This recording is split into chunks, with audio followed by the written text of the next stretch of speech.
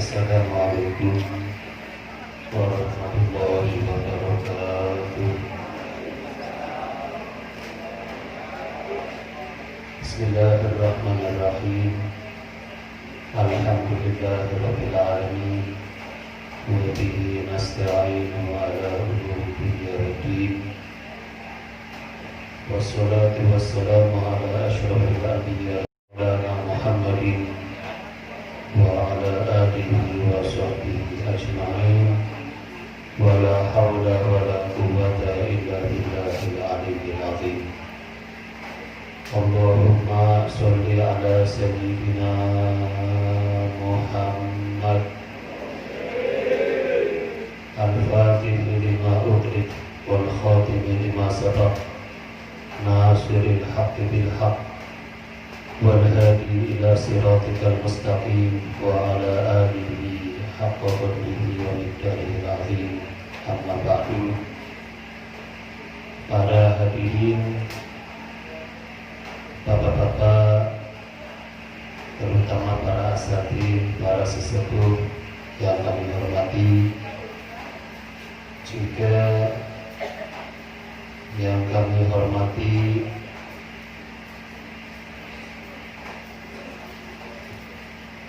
Bapak Fauzi Tirto Wibowo dan Ibu Rohaini,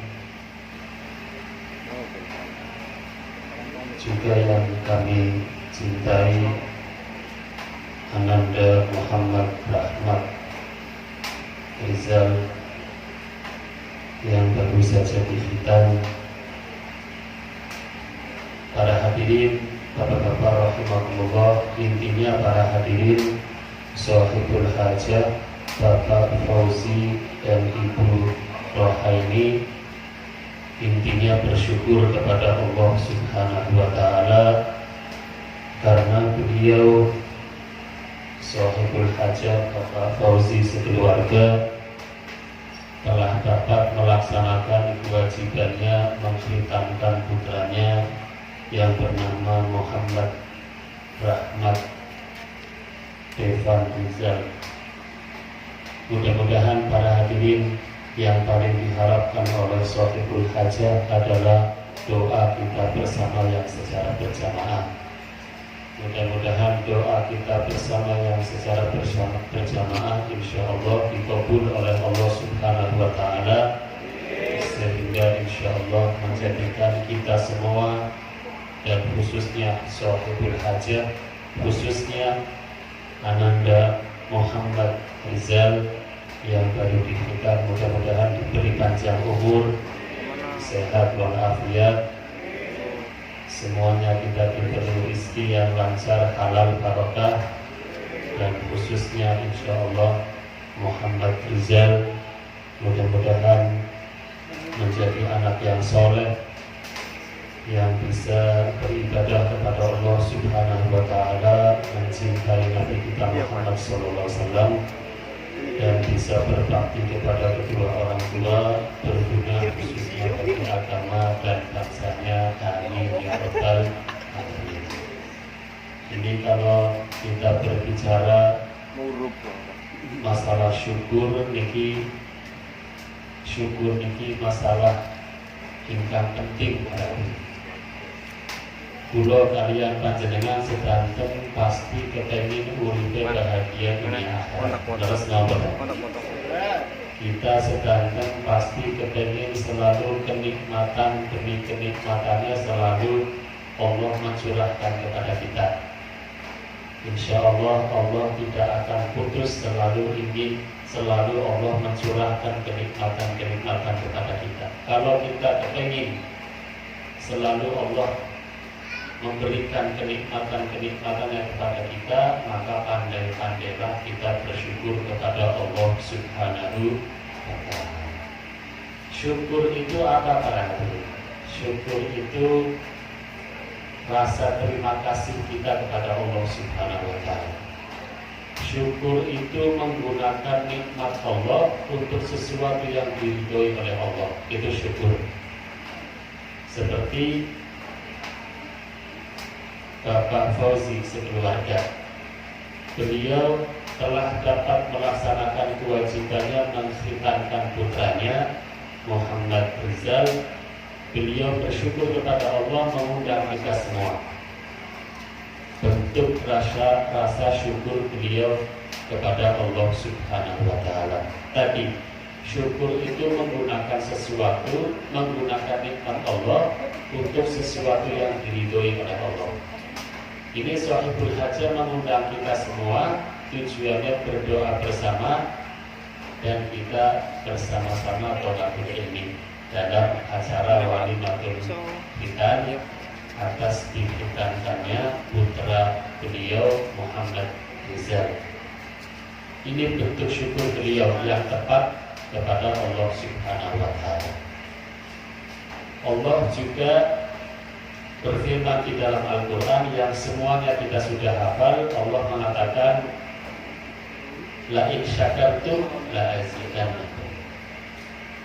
Kalau kalian, katanya Allah, pandai bersyukur, maka aku pasti akan terus menambah kenikmatan demi kenikmatannya kepada kalian, katanya Allah Subhanahu wa Ta'ala.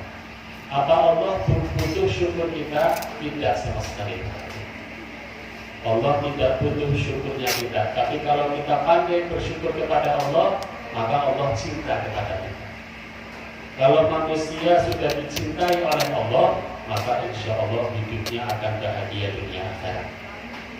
Di antara bentuk rasa syukur kita kepada Allah tadi, menggunakan nikmat Allah untuk sesuatu yang diridhoi oleh Allah.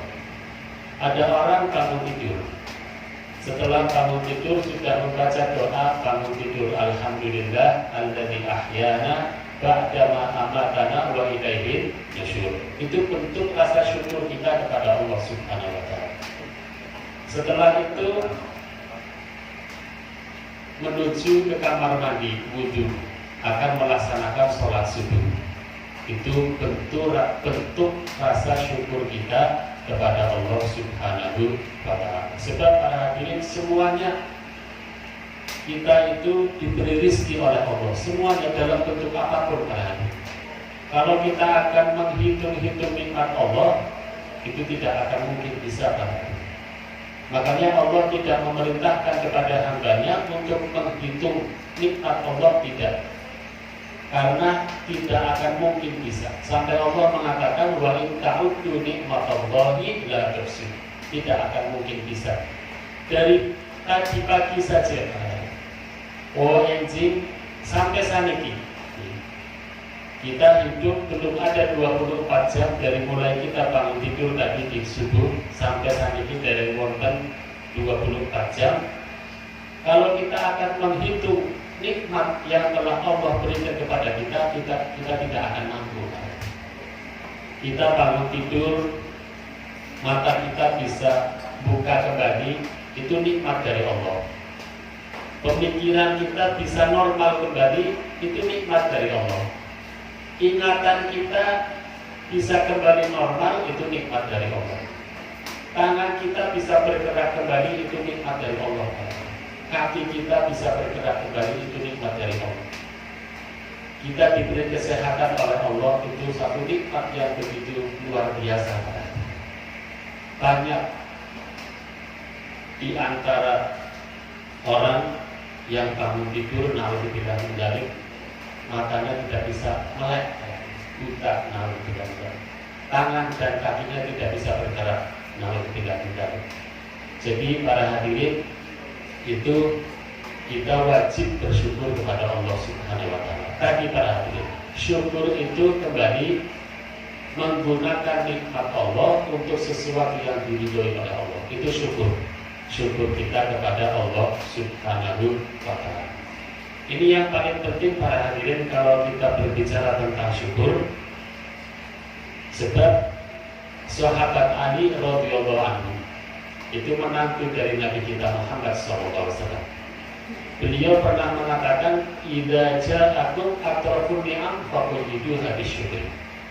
Kalau telah datang kepada engkau kenikmatan demi kenikmatan, faquliduha, maka ikatlah. Kenikmatan itu kudu dikaleni para. Sebab Karena apa? Karena kenikmatan itu bisa lari dari diri kita, maka harus diikat. Ngikatnya pakai apa? Dengan rasa syukur kita kepada Allah Subhanahu wa Ta'ala. Itu para hadirin. Jadi itu yang paling penting, kita selalu pandai bersyukur kepada Allah Subhanahu wa Ta'ala. Nanti para hadirin, setelah kita diberi panjang umur, sehat walafiat, pasti sepanjang apapun umur kita, pasti kita akan kembali kepada Allah Subhanahu wa Ta'ala. Kita akan meninggalkan dunia yang fana ini para hadirin. Setelah kita meninggal dunia, setelah kita dikubur, kita hidup di alam barzakh, kita menunggu terus sampai datangnya hari kebangkitan, hari kiamat. Setelah hari kiamat datang, semuanya manusia dihidupkan kembali oleh Allah Subhanahu wa Ta'ala. Di antara rentetan daripada hari kiamat para hadirin, kita nanti akan hidup, akan dikumpulkan oleh Allah di satu tempat namanya mahsyar. Itu sudah tidak dunia lagi tempat itu, tapi kita sudah hidup di alam akhirat saat itu. Orang ketika meninggal saja sudah dikubur, itu mulailah seseorang itu hidup di alam akhirat. Sebab Rasulullah SAW beliau mengatakan al-qabru awwalu manzilin min manazilil akhirah. Kuburan itu adalah tempat pertama manusia hidup di alam akhirat. Setelah itu tadi, ketika hari kiamat tiba, semuanya dihidupkan kembali. Terus di antara rentetan dari hari kiamat adalah kita dikumpulkan di mahsyar, akan dimintai pertanggungan jawab satu persatu di hadapan Allah Subhanahu wa Ta'ala. Nunggunya itu lama, terus susah. Mahsyar itu satu tempat yang begitu luas para hadirin. Terus tidak ada naungan, tidak ada pepohonan, tidak ada naungan.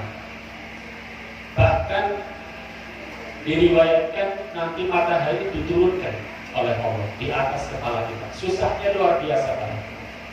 Sudah seperti itu keadaannya waktu itu berdesak-desakan. Sebab manusia dikumpulkan jadi satu dari mulai zamannya Nabi Adam sampai hari kiamat. Begitu susah luar biasa menghadapi hiruk pikuknya hari kiamat. Setelah itu para hadirin, ini singkat saja, manusia mencari naungan. Saat itu memang ada berbagai mimbar-mimbar yang ada naungannya dari mutiara. Tapi ternyata mimbar-mimbar dan naungan yang dari mutiara itu adalah dikhususkan tempat khusus oleh Allah, fasilitas khusus yang diberikan Allah kepada para nabi dan para rasul. Ketika itu para hadirin, ini singkat saja, ada satu umat Nabi Muhammad SAW. Ketika umat Nabi Muhammad ini lagi kepanasan, melihat ada satu mimbar dan naungan yang begitu indah, ini umat Nabi Muhammad ini mendekati naungan itu, tujuannya akan bernaung. Sebab manusia kalau kepanasan pasti butuh naungan. Kita saja kalau berjalan atau kita dimanapun, kalau kepanasan pasti kita cari naungan supaya ada. Begitu juga umat Nabi Muhammad SAW. Ketika mendekati naungan dan mimbar yang begitu indah dan begitu adem para hadirin, setelah mendekati ternyata ditolak oleh para nabi dan para rasul yang bernaung di situ. Para nabi dan para rasul mengatakan, maaf, ini memang tempat khusus bagi kami para nabi dan para rasul. Setelah umat Nabi Muhammad ini ditolak, mundur dari tempat itu, ja'a syukruhu ilallah, datanglah sesosok manusia. Itu adalah syukur kita kepada Allah ketika kita hidup di alam dunia.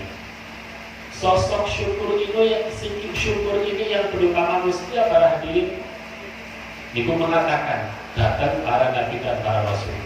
Wahai para nabi dan para rasul, sebab para hadirin, asyukru dikatakan asyukru min a'malil anbiya wal mursalin. syukur itu adalah pekerjaan rutinnya para nabi dan para rasul. Jadi para nabi dan para rasul selalu bersyukur kepada Allah Subhanahu wa Ta'ala. Makanya diberi satu mimbar dan naungan yang begitu indah.